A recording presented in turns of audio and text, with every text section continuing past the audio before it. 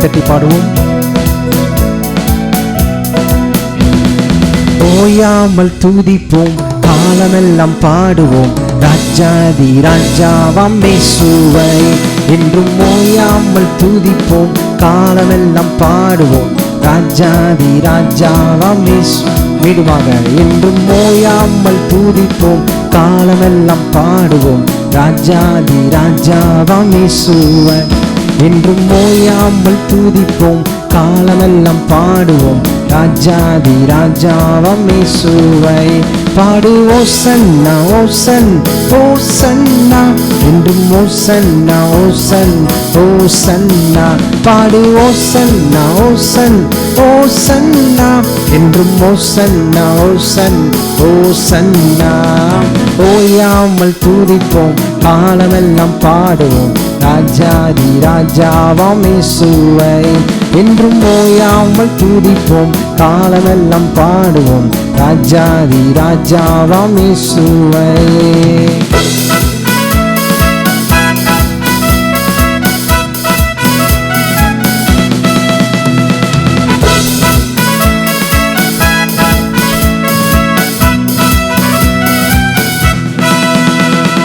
கட்டுகளை அறுத்தார், சாபங்களை முறிந்தார்,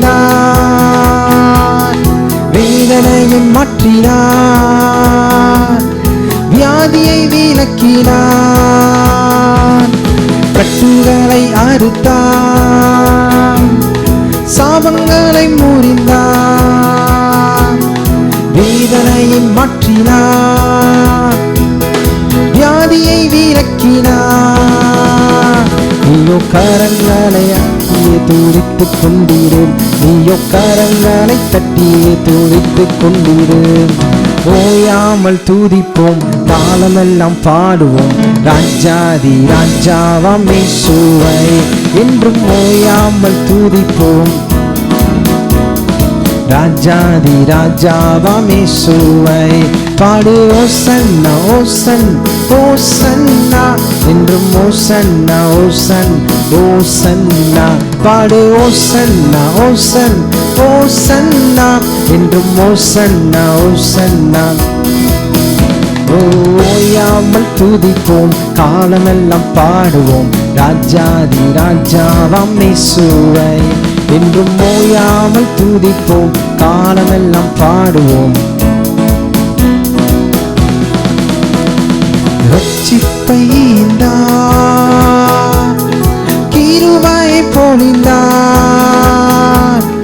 வாக்குத்தத்தம் செய்தார், நிறைவேற்றி முடித்தார். ரட்சிப்பை ஈந்தார், கிருபையை பொழிந்தார், வாக்குத்தத்தம் செய்தார், நிறைவேற்றி முடித்தார். நீயோ கரங்களை அசைத்து துதித்துக் கொண்டீரு, நீயோ கரங்களை அசைத்து துதித்துக் கொண்டீரு. ஓயாமல் துதிப்போம், காலமெல்லாம் பாடுவோம், ராஜாதி ராஜாவாம் இயேசுவை. என்றும் ஓயாமல் துதிப்போம், காலமெல்லாம் பாடுவோம், ராஜாதி ராஜாவாம். ஓசன்னா பாடு ஓசன்னா ஓசன் ஓசன்னா, என்றும் ஓசன்னா ஓசன் ஓசன்னா. பாடு ஓசன்னா ஓசன்னா, என்றும் ஓசன்னா ஓசன் ஓசன்னா. ஓயாமல் துதிப்போம், காலமெல்லாம் பாடுவோம், ராஜாதி ராஜாவாம் இயேசுவை. என்றும் ஓயாமல் துதிப்போம், ராஜாதி ராஜாவாம் இயேசுவை.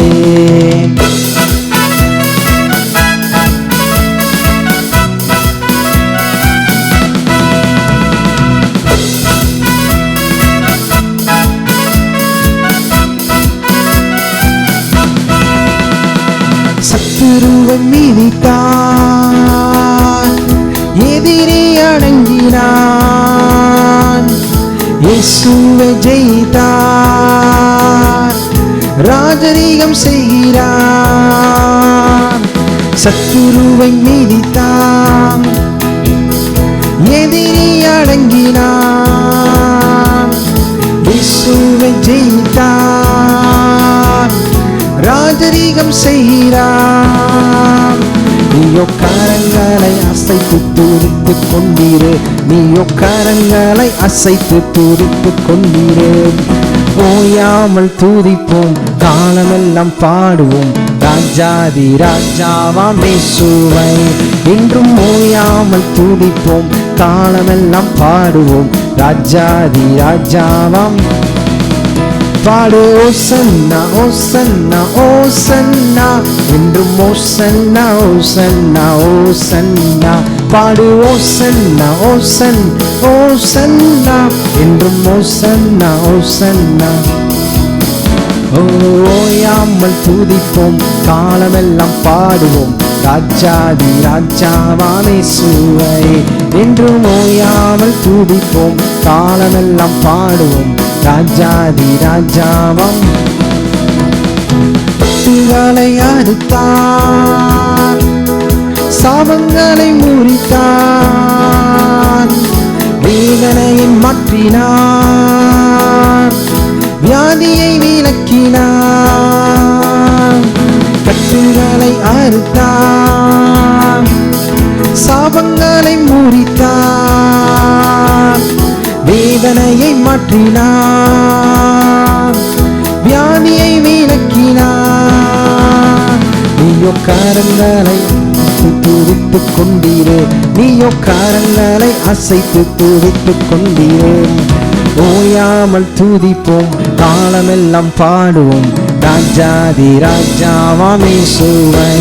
இன்றும் ஓயாமல் துதிப்போம், காலமெல்லாம் பாடுவோம், ராஜாதி ராஜாவாம் இயேசுவை. பாடு ஓசன்னா ஓசன் ஓசன்னா, என்றும் ஓசன்னா ஓசன் ஓசன். பாடு ஓசன்னா ஓசன் ஓசன்னா, என்றும் ஓசன்னா ஓசன் ஓசன்னா. ஓயாமல் துதிப்போம், காலமெல்லாம் பாடுவோம், ராஜாதி ராஜாவாம் இயேசுவை. என்றும் ஓயாமல் துதிப்போம், காலமெல்லாம் பாடுவோம், ராஜாதி ராஜாவாம். மீண்டுமாக என்றும் ஓயாமல் துதிப்போம், காலமெல்லாம் பாடுவோம், ராஜாதி ராஜாவாம் இயேசுவை. என்றும் ஓயாமல் துதிப்போம், காலமெல்லாம் பாடுவோம், ராஜாதி ராஜாவாம். ஓசன்னா பாடு ஓசன் ஓசன்னா ஓசன்னா, என்றும் ஓசன்னா ஓசன்னா. பாடு ஓசன்னா ஓசன் ஓசன்னா, என்றும் ஓசன்னா ஓசன் ஓசன்னா. பாடு ஓசன்னா ஓசன் ஓசன்னா, என்றும் ஓசன்னா ஓசன்னா ஓசன்னா. பாடு ஓசன்னா ஓசன் ஓசன்னா, என்றும் ஓசன்னா ஓசன்னா ஓசன்னா.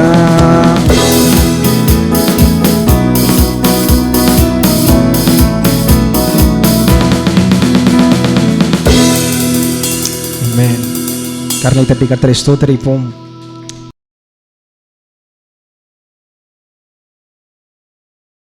யோவான் சுவிசேஷம் 3ஆம் அதிகாரம் 16ஆம் வசனத்தை நாம் எடுத்துக்கொள்ளலாம். தேவன் தம்முடைய ஒரே பேரான குமாரனை விசுவாசிக்கிறவன் எவனோ அவன் கெட்டு போகாமல் நித்திய ஜீவனை அடையும்படிக்கு அவரை தந்தருளி இவ்வளவாய் உலகத்தில் அன்பு கூர்ந்தார். ஜெபமெல்லாம். பரலோக பிதாவே, ஸ்தோத்திரிக்கிறோம். மனுஷன் அப்பத்தினால் மாத்திரமல்ல, தேவனுடைய வாயிலிருந்து புறப்படுகிற ஒவ்வொரு வார்த்தையினாலும் பிழைப்பான் என்று எழுதியிருக்கிறபடி உடைய வார்த்தை ஆவியானவரே அபிஷேகித்த உடைய பிள்ளைகள் மத்தியில் அனுப்புவீராக. உடைய வசனம் அனுப்பின காரியமாய் வாய்க்கட்டும். இயேசுவின் நாமத்தில் ஜெபிக்கிறோம் பிதாவே, ஆமேன். தேவனுடைய பிள்ளைகளே, வேதம் சொல்லுது, தேவன் தம்முடைய ஒரே பேரான குமாரனை விசுவாசிக்கிறவன் எவனோ அவன் கெட்டு போகாமல் நித்திய ஜீவனை அடையும்படிக்கு அவரை தந்தரளி இவ்வளவாய் உலகத்தில் அன்பு கூர்ந்தார் என்று பார்க்க வேண்டும். இங்கே ஆண்டவராய் இயேசு நாம் ஒவ்வொருவருக்காகவும் சிலுவையிலே அடிக்கப்பட்டு ரத்தத்தை சிந்தி மரித்து உயிரோடு எழுந்து ஆண்டவராய் இயேசு இன்னைக்கும் ஜீவிக்கிறார். பாருங்கள், ஆண்டவராய் இயேசுவை இதுவரைக்கும் யாராவது ஆண்டவராக ஏற்றுக்கொள்ளவில்லையானால் ஆண்டவராய் இயேசுவை உங்களுடைய நல்வாழ்வுக்கென்று அவரை ஆண்டவராக இரட்சகராக ஏற்றுக்கொள்ளுங்கள். ஆண்டவராய் இயேசுவை ஆண்டவராக ஏற்றுக்கொண்ட தேவனுடைய பிள்ளைகள் இந்த உலகத்தில் வெற்றியான ஆசீர்வாதமான ஒரு பெரிய செழிப்பான ஒரு வாழ்க்கையை வாழ வேண்டும் என்பதுதான் கடவுளுடைய திட்டம், விருப்பம். அப்படிப்பட்ட ஒரு விருப்பத்துக்கு நேராக நாம் செல்ல வேண்டுமையானால் அவருடைய அன்பிலே நாம் ஆழமான ஒரு பாருங்கள், அவருடைய அன்பில் நாம் ஆழமாக வளர வேண்டும், அவருடைய அன்பை நாம் அறிந்து கொள்ள வேண்டும், அந்த அன்பிலே பாருங்கள் நடக்க வேண்டும் என்பதான் கடவுளுடைய ஆண்டோடைய விருப்பமாக இருக்கிறது. பாருங்கள், இதை பற்றி நான் பார்க்கும்போது நாம் அன்பை குறித்து பல காரியங்களை பார்த்து கொண்டே அதில் வருகிறோம். ஒன்று கர்த்தருடைய அன்பை பற்றியெல்லாம் பார்த்தோம், கடவுளுடைய அன்பு எப்படிப்பட்டதெல்லாம் பார்த்தோம். அதில் இப்போ அவருடைய அன்பை பெற்றுக்கொண்ட நாம், ஆண்டோடைய பிள்ளைகளாக நாம் இன்றைக்கி எப்படி இந்த உலகத்தில் அந்த அன்பிலே நாம் வாழ வேண்டும், எப்படிலாம் அந்த அன்பிலே நாம் நடக்க வேண்டும் என்பதை பற்றி நம்ம பார்த்து கொண்டு வருகிறோம். அப்போ இதில் பார்க்கும்போது நாம் ஒன்று யோவானில் இருந்தாலும் நிறைய விஷயங்களை பார்த்தோம். இப்போது நாம் ரோமர்களின் நிருபம் அங்கே 12ஆம் அதிகாரத்திலிருந்து சில வசனங்களை நம்ம பார்க்க போகிறோம். எடுங்க, ரோமர்களின் நிருபம் 12ஆம் அதிகாரம் முதல் 2 வசனங்களை வாசிக்கிறேன். அப்படி இருக்க சகோதரரே, நீங்கள் உங்கள் சரீரங்களை பரிசுத்தமும் தேவனுக்கு பிரியமான ஜீவ பலியாக ஒப்புக் கொடுக்க வேண்டும் என்றும் தேவனுடைய இரக்கங்களை முன்னிட்டு உங்களை வேண்டிக் கொள்கிறேன். இதுவே நீங்கள் செய்யத்தக்க புத்தியுள்ள ஆராதனை. நீங்கள் இந்த பிரபஞ்சத்திற்கு ஒத்தவேசம் தெரியாமல் தேவனுடைய நன்மையும் பிரியமும் பரிபூர்ணமான சித்தம் என்னதென்று பகுத்தறியத்தக்கதாக உங்கள் மனம் புதிதாகிறதுனாலே மறுரூபமாகுங்கள். எப்படி சொல்கிறார் பாருங்க. அதாவது என்ன சொல்கிறாருன்னா, குறிப்பாக சகோதரர்களுக்கு சொல்கிறார். அந்த நீங்கள் வசனத்தை நீங்கள் பிடிக்கணும். என்னென்னா, ரோமர்கள் நிருபத்தை நீங்கள் 2 பகுதியாக பிரிக்கலாம். ஒன்று என்னென்னா, முதல் 11 அதிகாரங்கள் சுவிசேஷத்தை குறித்து எழுதப்பட்டிருக்கு. சுவிசேஷம்னா அவங்களுக்கு நல்லா தெரியும், பாவம்னா என்ன, பாவத்தினால் வந்த இந்த உலகத்தில் மனுக்குலத்துக்கு வந்த பிரச்சனை என்ன, அந்த பாவத்துக்கு எப்படியெல்லாம் ஆண்டவராக இயேசு கிறிஸ்து சிலுவையிலே பரிகாரம் செய்தார், அதன் மூலமாக இன்றைக்கு மனுக்குலத்துக்கு என்ன மீட்பு உண்டாயிருக்கிறது, இதெல்லாம் பாருங்கள் என்ன சுவிசேஷம். அப்போ இந்த சுவிசேஷத்தை முதல் 11 அதிகாரங்களில் ரோமர்கள் நிருபத்தில் நம்ம பார்க்கலாம். முதல் 11 அதிகாரங்கள் இதை பற்றி பேசுது. 12ஆம் அதிகாரத்திலிருந்து பவுல் என்ன செய்கிறாரு, நாம் எப்படி தேவ அன்பிலே நடக்க வேண்டும், எப்படி தேவ அன்பில் நம்ம வாழணும் அப்படின்றத கொஞ்சம் நல்ல ஆழமாகவே அவர் போதிக்கிறத பார்க்குறோம். அங்கே அதான் பார்க்குறோம். அது மட்டும் இல்லாமல் ஆண்டவராக இயேசுவை ஆண்டவர் என்று ஏற்றுக்கொண்ட தேவனுடைய பிள்ளைகளாக ஆளுகள் பாருங்கள், மக்களால் தான் என்ன பண்ண முடியும்னா, இந்த உலகத்தில் ஒரு தேவ அன்போடு வாழவே முடியும். அநேகர் என்ன நினைக்கிறாங்கன்னா, அன்பாக இருக்கணும் அப்படி இப்படின்னு சொல்கிறாங்களே தவிர, ஆனால் ஆண்டவர் இல்லாத ஒரு வாழ்க்கையில் அவங்க கண்டிப்பாக அன்பாக நடக்க முடியாது. ஏன்னா ஒரு ஆள் ரட்சிக்கப்படலைனாவே அந்த அன்பு ஒரு மாதிரி ஒரு போலியான அன்புன்னு தான் நம்ம சொல்ல முடியும். ரட்சிக்கப்பட்டவங்களுக்கெல்லாம் உண்மையிலேயே அந்த தேவ அன்பு உள்ளே இருக்கிறதுனால உண்மையாகவே அந்த அன்பை வெளியில் காட்ட முடியும். மற்ற அன்பெல்லாம் பாருங்கள், ஏதோ ஒரு உணர்ச்சி சம்மந்தமான ஒரு அன்பு. அது மட்டும் இல்லாமல் இங்கே சொல்கிறாரு, அப்போ ரட்சிக்கப்பட்ட ஒரு ஆண்டோடைய பிள்ளைக்கு ஏன் அப்படி அன்பு கூற முடியுது அப்படின்னா, அங்கே சொல்கிறாரு, நீங்கள் இப்பிரபஞ்சத்திற்கு ஒத்தவேசம் தெரியாமல் தேவனுடைய நன்மையும் பிரியமும் பரிபூர்ணமான சித்தம் என்னதென்று பகுத்தறியத்தக்கதாக உங்கள் மனம் புதிதாகிறதுனாலே நீங்கள் மறுரூபமாகுங்கள்ன்றார். இப்போ உங்களுடைய மனது எப்படி இருக்குது, புதுசாக மாறிடுது. ஆண்டவராக இயேசு ஆண்டவரை ஏற்றுக்கிட்ட உடனே என்ன ஆகிடும், நம்முடைய மனது மாறுது இல்லையா. பவுல் பாருங்கள், தாவீது கூட சொல்கிறாரு, துன்மார்க்கருடைய ஆலோசனை நடவாமல் பாவியுடைய வழியில் நில்லாமல் பரியாசக்காரர் உட்காரும் இடத்திலே உட்காராமல் கர்த்தருடைய வேதத்தில் பிரியமாக இருந்து இரவங்களுடைய வேதத்தில் தியானமாக இருக்கிற மனுஷன் பாக்கியவான், அவன் நீர்க்காலின் ஓரமாக நடப்பட்டு தன் காலத்தில் தன் கனியை தந்து இலையூராக இருக்க மரத்தை போல இருப்பான், அவன் செய்வதெல்லாம் வாய்க்கும் அப்படின்னு பார்க்குறான். இப்போ ஆண்டவரை ஏற்றுக்கொண்ட தேவனுடைய பிள்ளைகளுக்கு என்ன ஒரு விஷயம்னா, மனதே புரிதாகிறது. ஏன்னா முதல்ல நம்ம ஆண்டவரை ஏற்றுக்கொண்ட உடனே நம்முடைய ஆவி மறுபடியும் பிறக்கிறோம். என்ன சொல்கிறாரு பாருங்கள், 2 கொரிந்தியர் 5:17 சொல்கிறாரு, இப்படி இருக்கவன் கிறிஸ்துவுக்குள்ள இருந்தால் புது சிருஷ்டியாக இருக்கிறான், பழையவையில் எல்லாம் ஒளிந்து போயின, எல்லாம் புதிதாயின. இப்போ மறுபடியும் நம்ம பிறந்திருக்கிறதுனால நம்முடைய ஆவிக்குரிய மனுஷன் மறுபடியும் பிறந்தது மட்டும் இல்லாமல் நம்முடைய மனதும் என்ன ஆயிடுது, புதுசாகிடுது. இப்போ புதுசாகிடுதுன்னா ஒரு புது விதமான எண்ணம் உடையவர்களாக நம்ம மாறுறோம், புது எண்ணம் உடையவர்களாக இருக்கிறோம். அது மட்டும் இல்லாமல் அதாவது மனம் புதிதாகிறதுனால இப்போ நம்ம என்ன பண்ணுறோம், ரொம்ப ஈஸியாக மற்றவர்களை என்ன பண்ண முடியுது, நம்ம நேசிக்க முடியுது, அன்பு கூற முடியுது. நமக்கு இவங்க மேலே அன்பு கூறந்தால் நமக்கு என்ன கிடைக்குன்ற அந்த எதிர்பார்ப்பில் கிடையாது. நம்ம என்ன பண்ணுறோம், நம்ம மறுபடியும் பிறந்திருக்கிறபடினால, நம்ம தேவனுடைய பிள்ளைகளாக இருக்கிறபடினால, நம்முடைய மனது புதிதாக்கப்பட்டிருக்கிறபடினால நம்ம ஈஸியாக என்ன பண்ணுறோம், மற்றவங்க மேலே அன்பு கூறுறோம். அப்போ அந்த அன்பு கூறக்கூடிய மக்களாக நாம் இருக்கிறோம். அது மட்டும் இல்லாமல் இதில் இந்த ரோமர்கள் நிருபம் 12ஆம் அதிகாரத்தில் இன்னும் சில வசனங்களை நம்ம வாசிக்கலாம்னு நினைக்கிறேன். எடுங்க, 12ஆம் அதிகாரம் 9ஆம் வசனத்துலேருந்து 21ஆம் வசனம் வரைக்கும் அப்படியே நம்ம வாசிக்கலாம். சரியா? உங்கள் அன்பு மாயமற்றதாக இருப்பதாக தீமையை வெறுத்து நன்மையை பற்றி கொண்டிருங்கள். சகோதர சிநேகத்தில் ஒருமையில் ஒருவர் பட்சமாயிருங்கள். கனம் பண்ணுகிறதில் ஒருவருக்கு ஒருவர் முந்திக் கொள்ளுங்கள். அசதியாயிராமல் ஜாக்கிரதையாயிருங்கள். ஆவியிலே அனலாயிருங்கள். கர்த்தருக்கு ஊழியம் செய்யுங்கள். நம்பிக்கையிலே சந்தோஷமாயிருங்கள். உபத்திரவத்திலே பொறுமையாயிருங்கள். ஜெபத்திலே உறுதியாய் தரித்திருங்கள். பரிசுத்தவான்களுடைய குறைவிலே அவர்களுக்கு உதவி செய்யுங்கள். அந்நியரை உபசரிக்க நாடுங்கள். உங்களை துன்பப்படுத்துகிறவர்களையும் ஆசீர்வதியுங்கள். ஆசீர்வதிக்க வேண்டியதை அன்றி சபிக்காதிருங்கள். சந்தோஷப்படுறவன கூட சந்தோஷப்படுங்கள். அழுவுறன கூட அழுகுங்கள். ஒருவரோடு ஒருவர் ஏக சிந்தை உள்ளவர்களாக இருங்கள். மேட்டிமையானவைகளை சிந்தியாமல் தாழ்மையானவர்களுக்கு இணங்குங்கள். உங்களையே புத்திமான்கள் என்று எண்ணாதிருங்கள். ஒருவனுக்கும் தீமைக்கு தீமை செய்யாதிருங்கள். எல்லா மனுஷருக்கும் முன்பாகவும் ஓக்கியமானவைகளை செய்ய நாடுங்கள்.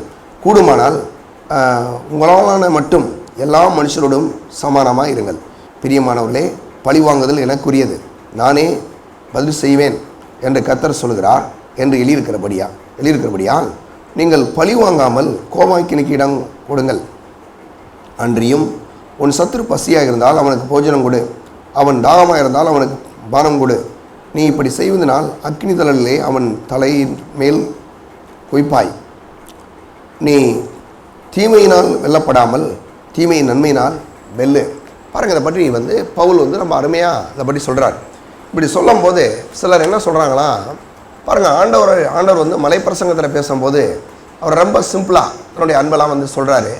பவுல் எப்பயுமே அவருடைய பிரசங்கமே ஒரு மாதிரி ஒரு கரடு முரடாக இருக்குது, ஒரு மாதிரி புரிஞ்சுக்கிறதுக்கே ரொம்ப கஷ்டமாக இருக்குது அப்படின்ற மாதிரி சிலருடைய குற்றச்சாட்டு அப்படி இருக்குது. அதாவது பவுல் எப்பயுமே இப்படி தான் பேசுவார்ன்ற மாதிரி. அப்படி இல்லை.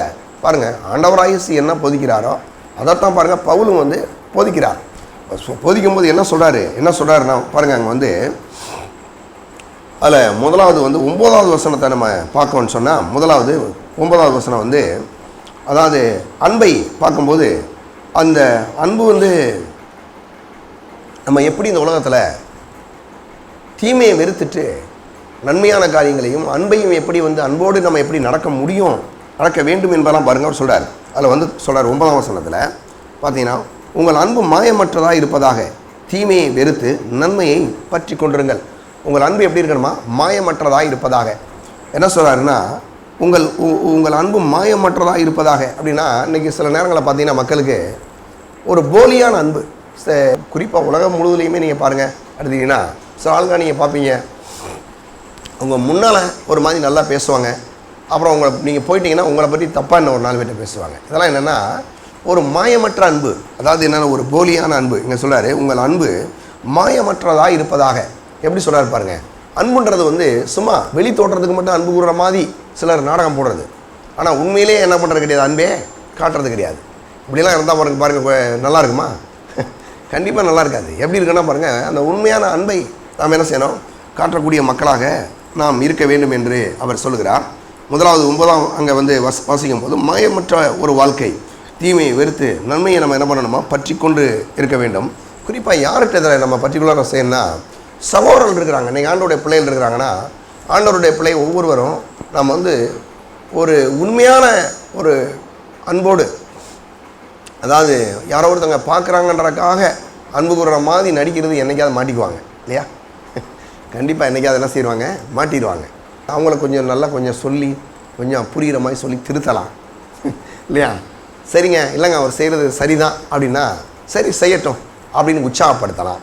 இதெல்லாம் விட்டுட்டு பாருங்கள், சில ஆளுகள் பார்த்தீங்கன்னா உள்ள ஒரு மாதிரியும் வெளியில் ஒரு மாதிரியும் ஒரு மாதிரி என்ன பண்ணுறது, ஒரு மாயமற்ற ரீதியில் அதாவது ஒரு மாயமானமான ஒரு மாதிரி ஒரு அன்பை நாம் காட்டக்கூடாது என்று அவர் சொல்கிறார். அப்போ நம்ம குறிப்பாக சகோதரர்கள் எடுத்துங்க. ஆண்டோடைய பிள்ளைகளாகி நம்ம ஒவ்வொருவரும் எப்படிலாம் நடந்துக்கிறோம் அப்படின்னா, சகோதரர்களை பார்க்கும்போது கண்டிப்பாக அவங்கள்ட்ட நம்முடைய அந்த உண்மையான அந்த அன்பை காட்டக்கூடிய மக்களாக நாம் இருக்க வேண்டும். அதை பற்றி தான் அங்கே 10-11 வசனங்களில் நம்ம வாசிக்கிறோம். 12ஆம் அதிகாரத்தில் 10ஆம் வசனமும் 11ஆம் வசனம், சகோதர சிநேகத்திலே ஒருவரில் ஒருவர் பட்சமாயிருங்கள், கனம் பண்ணுகிறதுலே ஒருவருக்கு ஒருவர் முந்திக் கொள்ளுங்கள் சொல்கிறாரு. சகோதரர்கள் இருக்கிறீங்க, நீங்கள் சர்ச்சுக்கெல்லாம் வர்றீங்க, நீங்கள் ஆண்டோட பிள்ளையாக இருக்கிறீங்க, ஒரு இடத்துக்கு நீங்கள் வர்றீங்க, ஒருத்தர் சந்திக்கிறீங்க. வந்த உடனே நம்ம ஏன் கர்த்தருக்கு ஸ்தோத்திரம்னு சொல்கிறோம்? ஒரு ஆளை பார்க்குறோம், பார்த்தோன்னே ஏதோ அவங்க பெரிய ஆளாக இருக்கிறாங்க, இல்லை இவங்க பெரிய ஆளாக இருக்கிறாங்க, இவங்க ரொம்ப பெரிய பணக்காரங்களாக இருக்காங்க, இவங்க ரொம்ப படிச்சிருக்காங்க, இவங்க அப்படின்லாம் நம்ம செய்கிறோம் கிடையாது. என்ன செய்கிறோம் அப்படின்னா, அவர் சொல்கிறாரு, என்ன சொல்கிறாரு 10ஆம் வசனத்தில், சகோதரரே சகோதர சிநேகத்திலே ஒருவரில் ஒருவர் பட்சமாயிருங்கள், கனம் பண்ணுகிறதுலே ஒருவருக்கு ஒருவர் முந்திக் கொள்ளுங்கள். என்ன சொல்கிறாரு, ஒருத்தருக்கு வந்து பார்க்குறீங்க, பார்த்தோம்னா ஸ்தோத்திரம், பிரைஸ் லார்ட் பிரதர், கர்த்தருக்கு ஸ்தோத்திரம் வாங்க அப்படின்னு நீங்கள் அவரை கனம் பண்ணுகிறத நீங்கள் என்ன பண்ணுங்க, ஒருத்தருக்கு ஒருத்தர் முந்திக்கன்றாரு. பாருங்கள் எப்படின்னு பாருங்கள், அந்த சகோதர அன்பு ஒருத்தரை பார்க்கும்போதே அந்த அன்பை நம்ம என்ன பண்ணணுமா, எப்படி தெரிவிக்கலாம் அப்படின்னா, அவர்களுக்கு கொடுக்கக்கூடிய அந்த மரியாதை நிமித்தம் அந்த அந்த ஒரு ஸ்தோத்திரம் நம்ம 2 பேருமே என்ன சொல்கிறோம்னா கர்த்தருக்கு தான் ஸ்தோத்திரம் சொல்லணும். சில நேரங்களில் பிள்ளைகளை வளர்க்கும் போது நான் சொல்கிறேன், சகோதர சகோதரிகளுக்கு பிள்ளைகள்கிட்ட சொல்லிக் கொடுங்க. ஏன்னா யாராவது நம்ம சகோதரர்கள் பார்த்தீங்கன்னா, சர்ச்சு மக்களை பார்த்தீங்கன்னா, பாஸ்டர் பார்த்தீங்கன்னா, பாஸ்டர்மாவை பார்த்தீங்கன்னா ஸ்தோத்திரம்னு சொல்லு. சின்ன பிள்ளை தானே, நீ கற்றுக்கோ. அப்போ தான், ஏன்னா காணக்கூடிய இந்த மனுஷர்களுக்கு நீ வந்து ஒரு மரியாதை கொடுக்காத போது காணாத அந்த தேவனுக்கு நீ என்ன கணம் பண்ண போகிற இல்லையா? அதில் ஒன்றும் எந்த குறைச்சலும் உண்டாக போகிறதே கிடையாது. அப்போ நல்லா கவனிச்சிங்கன்னா அந்த அன்பு பாருங்கள். அதாவது நான் என்ன சொல்கிறேன்னு பார்த்தீங்கன்னா, கிறிஸ்துவுக்குள்ளே நம்ம என்ன ஆகிட்டோம், சொந்தமாயிட்டோம். அந்த அடிப்படையில் நீங்கள் பார்த்தீங்கன்னா கண்டிப்பாகவே நம்ம மேலே அன்பு கூடுறாங்க. அப்போ நம்ம என்ன பண்ணுறோம், தேவனுடைய பிள்ளையிலே நான் சொல்கிறேன், இங்கே இருக்க எல்லா தேவனுடைய பிள்ளையிலுமே நீங்கள் பார்க்கும்போது அந்த அடிப்படையில் பார்க்க வேண்டியதை நம்ம எப்படி பார்க்கலாம், கிறிஸ்துவுக்குள்ளே நம்ம ஆண்டோடைய பிள்ளைய ஒருத்தர் என்ன பண்ணோம், அன்பு கூறணும், அவங்கள கனம் பண்ணுவோம். சபைக்கு வர்றாங்களா, ஒருத்தரை வந்து வாங்க பிரதர் ஸ்தோத்திரம், பிரைஸ் லார்ட் பிரதர், சின்ன பிள்ளைகளாக இருந்தால் வாங்க அவங்கள பார்த்து ஒரு ஸ்தோத்திரம் சொல்லுங்கள், கனம் பண்ணுங்கள். நான் சொல்கிறேன், இப்படிலாம் நீங்கள் பண்ணும்போது என்ன தெரியுமா, கடவுளை நீங்கள் கனம் பண்ணுறீங்க, மனுஷனை கிடையாது, கர்த்தரை கனம் பண்ணுறீங்க. அந்த கனத்தை செலுத்துகிறோம், அதை கர்த்தருக்கின்ற அந்த கனத்தை செலுத்துகிறோம். அதனால தேவனுடைய பிள்ளை இந்த நாட்களில் அந்த கனம் பண்ணுகிறதிலே ஒருவரை ஒருவர் நாம் முந்திக் கொள்ள வேண்டும் என்று சொல்கிறார். சகோதர சிநேகத்திலே ஒருவர் பட்சமாயிருங்கள், கனம் பண்ணுவதிலே ஒருவருக்கு ஒரு முந்திக் கொள்ளுங்கள், அசதியாயிராமல் என்னதுங்க ஜாக்கிரதையாயிருங்கள், ஆவியிலே அனலாயிருங்கள், கர்த்தருக்கு ஊழியம் செய்யுங்கள் சொல்கிறாரு. நல்லா வந்து நீங்கள் வந்து என்ன செய்யுங்க, கனம் பண்ணுறதுலையும் ஊழியர்களையும் ஒருத்தர் என்ன பண்ணுங்கள், நல்ல ஒரு ஸ்பிரிட், நல்ல ஒரு அனலாக இருங்க அப்படின்லாம் சொல்கிறாரு. சொல்லும் போது வந்து அது எப்படிப்பட்ட ஒரு அன்பாக இருக்கிறது அப்படின்னா, நம்முடைய சகோதர சிநேகத்திலே ஒரு பர்டிகுலராக ஒரு அன்பை நாம் காட்டுறோம்.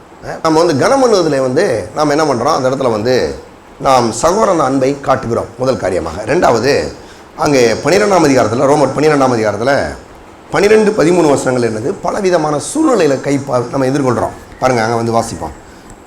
12ஆம் வசனமும் அங்கே, நம்பிக்கையிலே சந்தோஷமாயிருங்கள், உபத்திரவத்திலே பொறுமையாயிருங்கள், ஜெபத்திலே உறுதியாயிருங்கள், உறுதியாய் தருத்திருங்கள், பரிசுத்தவான்களுடைய குறைவிலே அவர்களுக்கு உதவி செய்யுங்கள், அந்நியரை உபசரிக்க நாடுங்கள். பாருங்கள், பலவிதமான சூழ்நிலையிலே நம்ம வந்து எதிர்கொள்கிறோம்.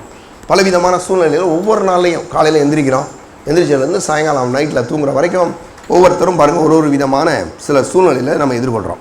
அதில் வந்து பாருங்கள், நம்பிக்கையிலே சந்தோஷமாயிருங்கள், உபத்திரவத்திலே பொறுமையாருங்கள், ஜெபத்திலே உறுதியாய் தரித்திருங்கள். என்ன சொல்கிறார், இப்படிப்பட்ட காரியங்கள் வரும்போது நீங்கள் எப்படி நடந்து கொள்ளணும் அப்படின்ற பற்றி அவர் சொல்கிறாரு. பாருங்கள் எப்படி சொல்கிறாருன்னா, நம்பிக்கையிலே சந்தோஷமாக இருங்க.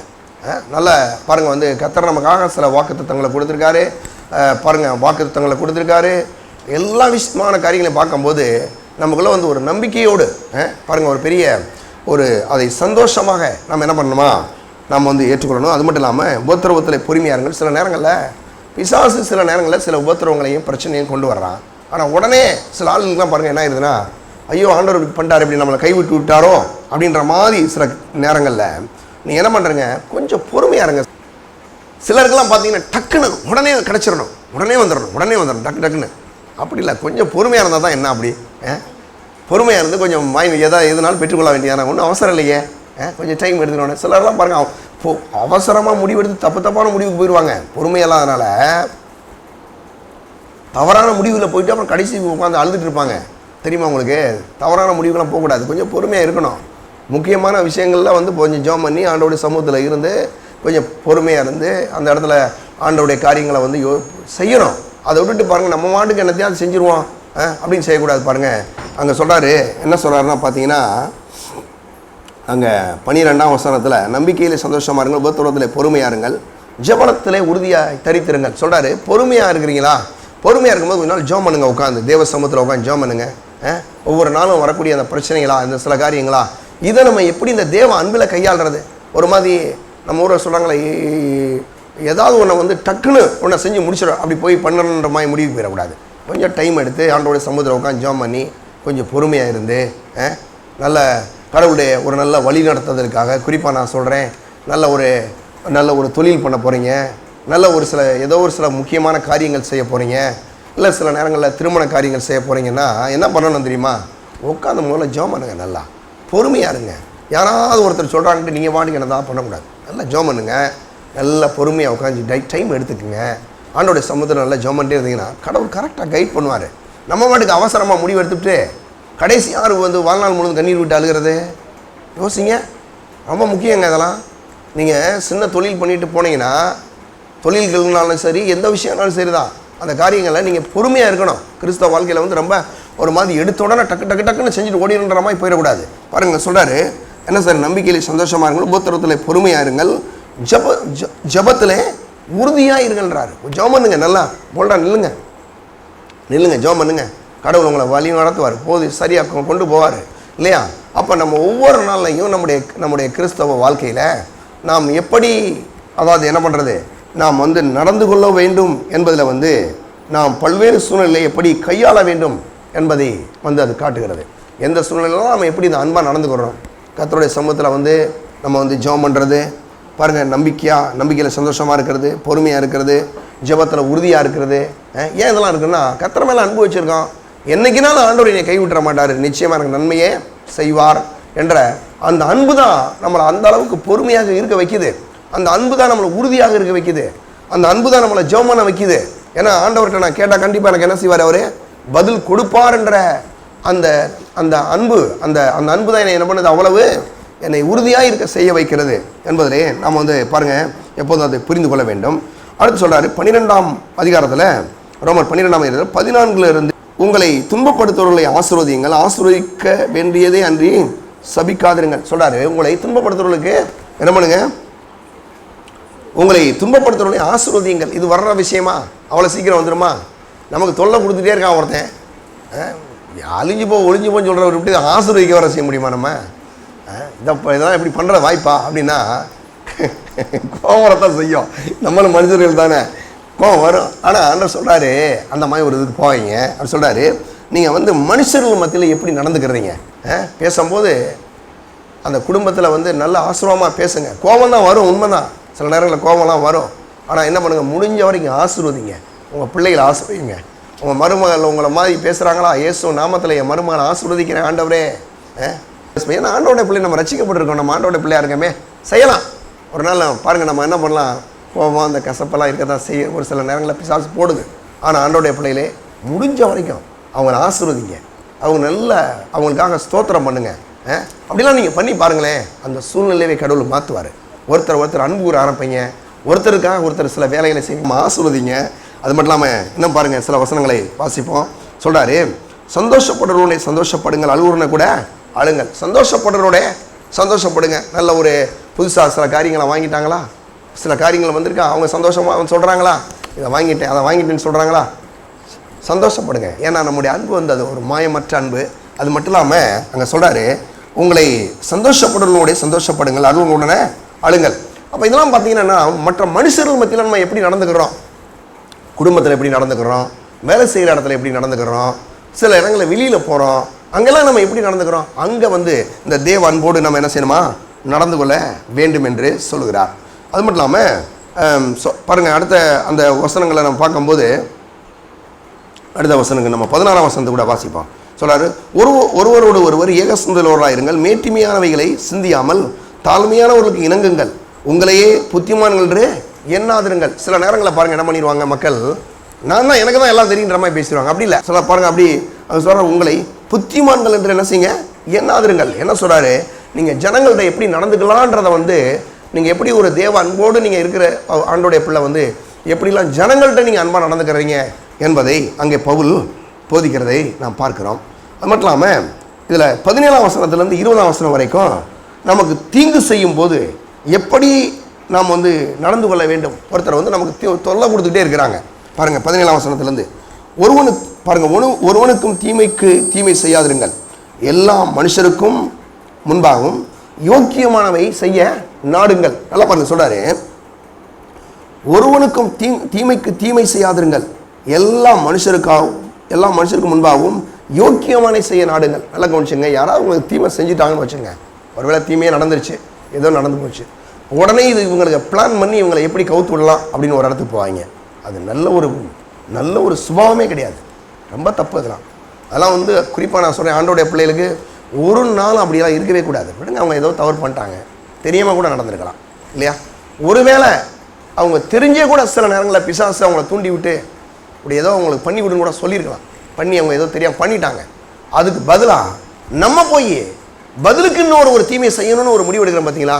அது நம்ம ஆண்டோடைய அந்த அன்பில் நடக்காத ஒரு நிலையை காட்டுகிறது. ஒருபோதும் அப்படிப்பட்ட ஒரு நிலைக்கு ஆண்டோடைய பிள்ளைகள் இருக்கவே கூடாது. பாருங்க, சொல்லாரு அந்த 17ஆம் வசனத்தில், ஒருவனுக்கும் தீமைக்கு தீமை செய்யாதிருங்கள், எல்லா மனுஷருக்கு முன்பாக யோக்கியமான வேலை செய்ய நாடுங்கள். எல்லா மனுஷனுக்கு முன்னால் நான் செஞ்சேன்னா எல்லா மனுஷனுக்கும் இது யோக்கியமாக இருக்குமா, இது நியாயமாக தெரியுமா, அப்படின்ற அந்த ஒரு நல்ல ஒரு இடத்துக்கு நீங்கள் வாங்க. அந்த விஷயங்களில் பாருங்கள், சில நேரங்களில் அதில் பணம் ஒரு பெரிய இதாக இருக்கும், சில காரியங்கள்லாம் இருக்கும். ஆனால் தேவனுடைய பிள்ளையிலே நான் சொல்கிறேன், மற்றவங்களுக்கு முன்னால் நம்ம எப்படிலாம் நடக்கலான்றதை பற்றி பவுல் சொல்கிறாரு. பாருங்கள், யோக்கியமான செய்ய நாடுங்கள், கூடுமானால் உங்களாலான மட்டும் எல்லா மனுஷரோடும் சமாதானமாக இருங்கள். முடிஞ்ச வரைக்கும் எல்லார்ட்டையும் நல்லா அன்பாக இருங்க, சமாதானமாக இருக்க கற்றுக்குங்க. யாரை பார்த்தாலும் நல்லா அன்பாக வாங்க பிரதர், ஸ்தோத்திரம் அப்படின்னு சொல்லுங்கள். ஒருவேளை ரட்சிக்கப்படாதவங்கள்ட்ட இருக்காங்களா அவங்கள பாருங்கள், வாங்க அவங்களோட கொஞ்சம் நல்லா அன்பாக பேசுங்க. இப்படியெல்லாம் நீங்கள் போகும்போது என்ன ஆகுறது அப்படின்னா, சமானமாக நம்ம இருக்க முடியும். சில நேரங்களில் பாருங்கள், மற்றவங்கள பார்த்து யாருமே சிரிக்காமே இருந்தால் என்ன ஆகுறது? அங்கே பாருங்கள், அந்த வசனம் சொல்லுது, கூடுமானால் உங்களால் மட்டும் எல்லா மனுஷரோடும் சமானமாக இருங்கள். எதுக்கு சிரிப்பை பற்றி சொன்னேன்னா, ஒரு ஆளுக்கு மற்ற மனுஷனை குறித்து கோபமும் கசப்புரிஞ்சுன்னா சிரிக்க முடியாது, சிரிப்பே வராது. சில ஆள்லாம் இருப்பாங்க தான் அப்படின்னு சொல்லுவான், அதுக்கு பிறகு அப்படி உருண்டுருவான். அந்த மாதிரி இருக்காங்க. நீங்கள் எப்படி இருக்குன்னா, எல்லாரோட என்ன பண்ணுங்க, சமானமாக இருங்க அப்படின்றாரு. அப்போ அந்த சமானமாக இருக்கிறதான் பாருங்கள் நமக்கு ரொம்ப லாபகரமான ஆசுரமான ஒரு காரியம். அப்படி சொல்கிறாரு, பிரியமானவர்களே பழிவாங்குதல் எனக்குரியது, நானே பதில் செய்வேன் என்று கர்த்தர் சொல்லுகிறார் என்று எழுதியிருக்கிறபடியால் நீங்கள் பழிவாங்காமல் கோபாயினைக்கு இடம் கொடுங்கள். சொல்ல, நீங்கள் ஒரு ஆளுக்கு ஒரு தீமை, உங்களுக்கு ஒரு ஆள் ஒரு தீமை செய்கிறாரு, பதிலுக்கு போய் நான் செய்ய போகிறேன்னு சொல்லி நீங்கள் போயிடாங்க. பதிலுக்கு போய் இவங்களுக்கு ஏதாவது ஒரு தீமையை செய்யணும், இதை பண்ணிடணும், அதை பண்ணிடணும், அவங்கள எப்படியாவது பண்ணி விட்டுறணும். நமக்கு இப்படி பண்ணிட்டாங்கல்ல, இவங்களுக்கு பதிலுக்கு தான். எனக்கெல்லாம் நிறைய பேர் என்னமோ பண்ணியிருக்காங்க. நான் யாருக்கு எதுவுமே பண்ணுறதில்ல, விட்டுறது, போ என்னமோ பண்ணிக்க. எனக்கு எதாவது நீ தீமை செஞ்சுன்னா அதுக்கு கடவுள் என்னை நன்மையாக மாற்றி கொடுத்துருவாரு. அவ்வளோதான். என்னை பற்றி தப்பாக நீ சொல்கிறியா, என்னை பற்றி என்னமா சொல்கிறியா, போய் சொல்லிக்கோ. எல்லாத்தையும் கர்த்தர் எனக்கு என்ன செய்வார், நன்மையாக மாற்றுவார். எல்லோரும் நீங்கள் சொல்லுங்கள், எனக்கு எல்லாரையும் கூட சொல்லுங்கள், எனக்கு யாரெல்லாம் தீமை செய்கிறார்களோ அந்த தீமை எல்லாம் என் தேவன் எனக்கு நன்மையாக மாற்றி தருவார். அதான் கரெக்ட். எல்லாரும் கரங்களை தட்டுங்க, மாற்றுவாருங்க. அவன் நமக்கு விரோதம் அவன் நினச்சிட்டு பொண்ணு பண்ணிகிட்டு இருப்பான், இந்த ஆளை இப்படி பண்ணிட்டா கெடுத்துருவோன்னு நினைப்பான். ஆனால் கர்த்தர் செய்வார். என்ன பண்ணுவார், நான் இப்படி பண்ணிட்டியா, நான் இது வேறு ரூட்டில் போய் வேறு இன்னொரு இதை விட என்ன பெருசாக அவனை கொடுக்குறேன் அப்படின்னு உங்களுக்கு கொடுப்பாரு பாருங்க.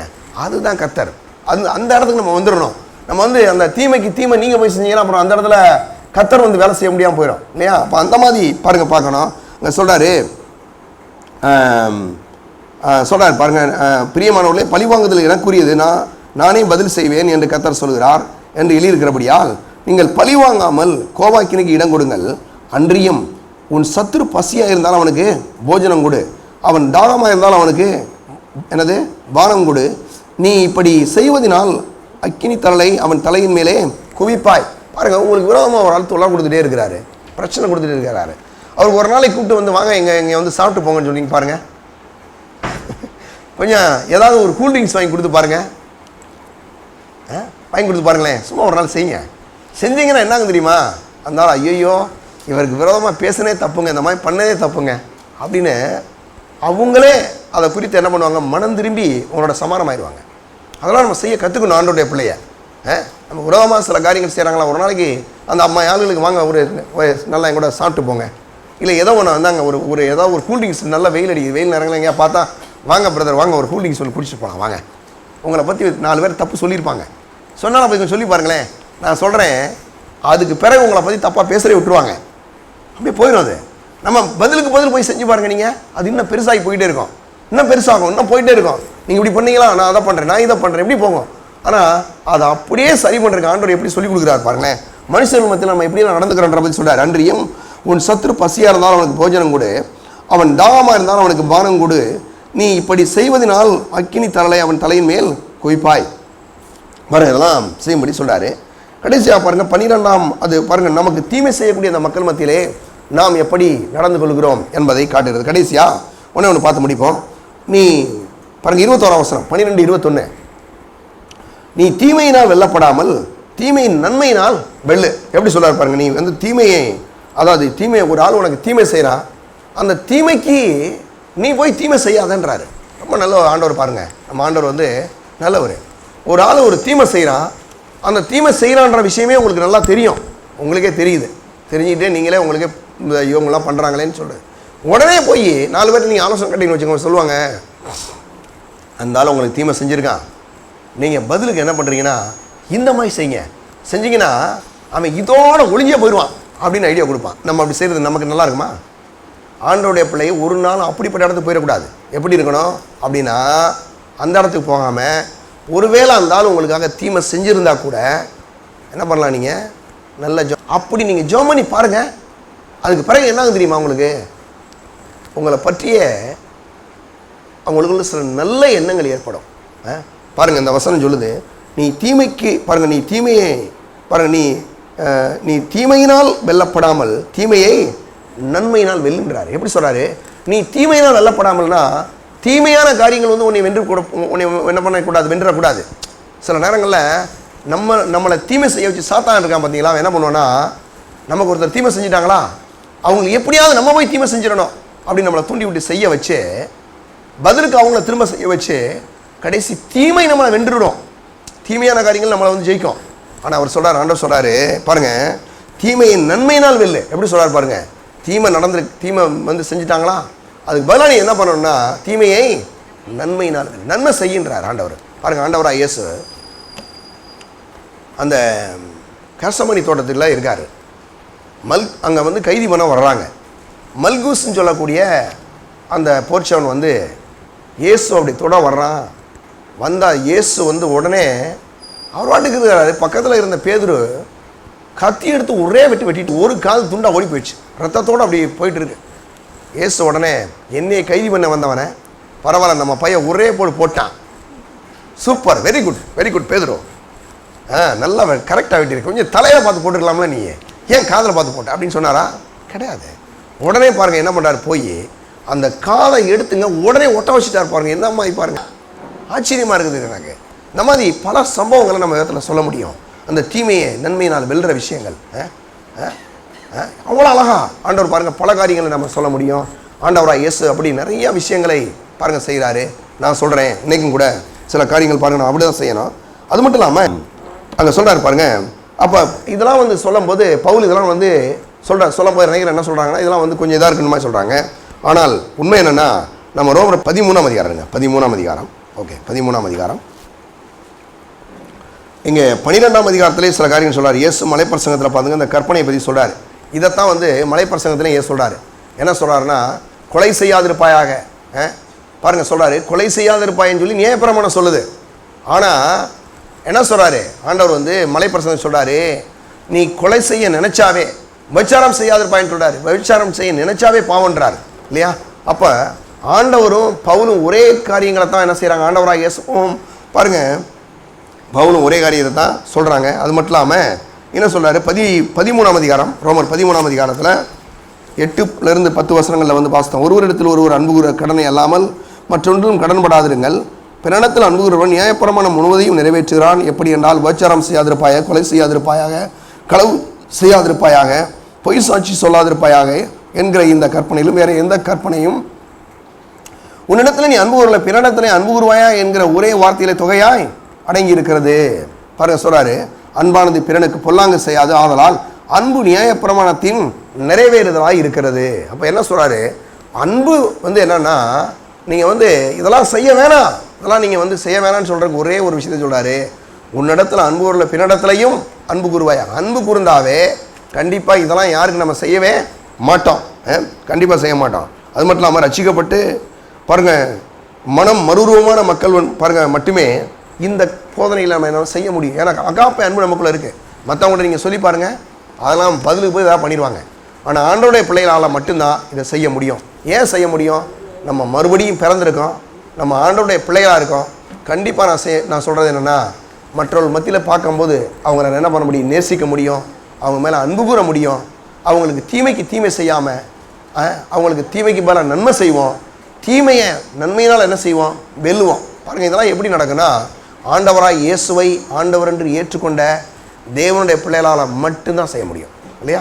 அப்போ இன்றைக்கி நான் ஒன்று சொல்கிறேன், தேவனுடைய பிள்ளைகளே ஒன்றை புரிஞ்சுக்குங்க. என்னென்னா, நம்ம இந்த தேவ அன்பிலே நடக்கும்படி குறிப்பாக ஒரு மாயமற்ற அன்போடு வாழும்படி நாம் தீர்மானிக்க வேண்டும். ஆண்டவராய் இயேசு கூட அப்படி தான் பாருங்கள் செய்தார்.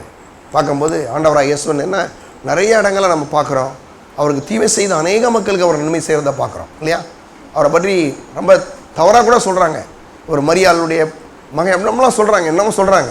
ஆனாலும் கர்த்தர் என்ன பண்ணுறாரு, ஆண்டவராய் இயேசு அவர்களை நேசிக்கிறார், அவர்களுக்கு நன்மை செய்கிறார். இன்றைக்கும் தேவனுடைய பிள்ளைகளாகி நாம் ஒவ்வொருவரும் நல்லா கவனிச்சுங்க, இந்த மாயமற்ற அன்பிலே வாழும்படி நல்ல ஒரு தீர்மானத்தை எடுங்க. இன்றைக்கி உடைய பிரசங்கத்தினுடைய ஒரு முக்கிய பாயிண்ட் என்னென்னா, மாயமற்ற ரீதியிலே அன்பு கூற வேண்டாம். அது மட்டும் இல்லாமல் நன்மைக்கு தீமைக்கு பாருங்கள், தீமைக்கு ஒரு ஆள் நமக்கு தீமை செய்கிறாங்கன்றதுனால நீங்கள் போய் உங்களுக்கு தீமை செய்யணும்னு சொல்லி முடிவெடுக்க வேண்டாம். தீமை என்ன செய்யுங்க, நன்மையினால் வெல்லுங்கள். மற்ற மனுஷரோடு நீங்கள் பழகும்போது கூட எப்போதுமே இந்த அன்பை நல்லா காமிங்க. அன்பை காமிக்கிறது தான் தேவ அன்பை, இந்த அகாப்பை அன்பை காமிக்கும் போது கண்டிப்பாக சொல்கிறேன், அதுக்கான ஒரு பெரிய ஒரு ரிசல்ட்டை, ஒரு பெரிய ஆசீர்வாதத்தை கட்டளையிடுவார். தேவனுடைய பிள்ளைகளாக நாம் ஒவ்வொருவரும் அப்படியே நாம் எழுந்து நிற்போம். பரலோக பிதாவே, நம்மை ஸ்தோத்திரிக்கிறோம். இந்த வேலையில் கூட உடைய தேவ அன்புக்காய் நன்றியோடு நாங்கள் ஸ்தோத்திரிக்கிறோம். உடைய தேவ அன்பிலே நாங்கள் எப்படி வாழ வேண்டும், எப்படியெல்லாம் நாங்கள் நடந்து கொள்ள வேண்டும் என்று ஆண்டவரே நீர் எங்களுக்கு போதித்த அந்த போதனைக்காக நன்றியோடு ஸ்தோத்திரிக்கிறோம். உடைய பிள்ளைகள் ஒவ்வொருவரையும் ஆசீர்வதிப்பீராக ஆண்டவரே. உடைய தேவனுடைய அன்பின் நீளம் உயரமான மகனம் நீளம் இன்னதென்று அறிந்து கொள்ள முடியும். உடைய பிள்ளையுடைய கண்களை திறந்தருளுவீராக. உடைய மக்களை நீர் ஆசீர்வதிப்பீராக ஆண்டவரே. அப்படி செய்ததுக்காக நன்றியோடு ஸ்தோத்திரிக்கிறோம். இயேசுவின் நாமத்தில் ஜெபிக்கிறோம் பிதாவே, ஆமென்.